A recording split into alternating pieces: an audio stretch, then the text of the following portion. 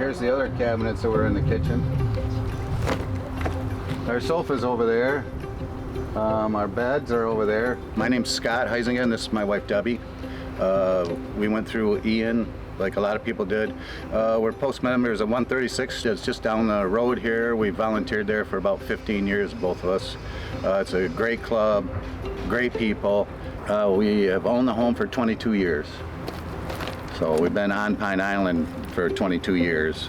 We retired, we've been homesteaded here for 16 years. So we've been here for 16 years full time. So 3 or 4 days after the storm, my buddy and I, Craig, got up on the roof and we put all new roofing on there because we wanted to minimize the damage in the house. Yeah, so we got up there and fixed the roof so we have no water going in the house. They did us a favor, the city of Cape Coral and Lee County. They doubled the assessment on the house because they got the 50% rule. So we can rebuild this house without having to go to the new codes, which would be a nightmare because this house was built in 1960.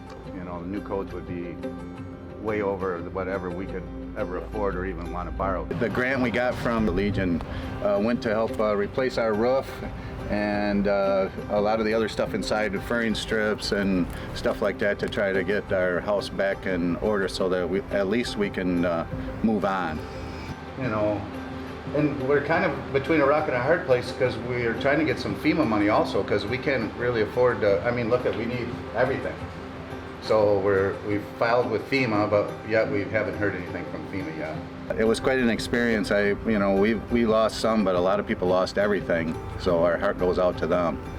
So, and we're very, very grateful that the Legion gave us the grant money to help us through this horrible process.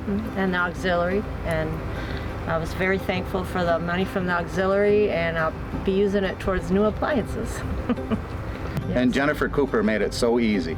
I mean, she told us what we needed to send and said, this is all you'll need. If I need any more information, she would have contacted us. So she made it very easy for us. Yep.